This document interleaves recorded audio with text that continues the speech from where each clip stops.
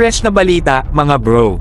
Ibinigay na ng Department of Budget and Management ang ikalawang milestone payment para sa Long Range Patrol Aircraft Acquisition Project ng Philippine Air Force noong December 11, 2023. Wow! Astig, diba? Iyan ang tinatawag na progreso. Pero teka, may iba pang balita. Kahit may mga alalahanin tungkol sa posibleng aberya dulot ng gyera ng Israel laban sa Hamas, hindi natuloy ang plano na ipagpaliban ang kontrata sa Elbit Systems. Mukhang tiwala ang Department of National Defense na kayang-kaya ng Elbit Systems at ng Israeli Ministry of Defense na ituloy ang proyekto kahit may nangyayaring digmaan.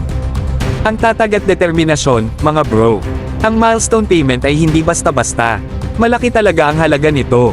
At ano ang ibig sabihin nito? Ibig sabihin, baka mas mabilis nating makita ang pagdating ng unang eroplano kaysa sa inaasahan natin. Oo, mga bro. Ang Philippine Air Force ay mabilis na naglalakbay patungo sa mas pinaganda at pinabonggang kakayahan sa pamamagitan ng pinakabagong teknolohiya. Kaya, ano ba ang ibig sabihin nito para sa atin, ang mga proud na mamamayan ng Pilipinas? Ibig sabihin nito, mapayapa tayong matutulog na may kasiguraduhan na ang ating sandatahang lakas ay tinutustusan ng pinakamahusay na kagamitan upang siguraduhin ang seguridad ng ating bansa.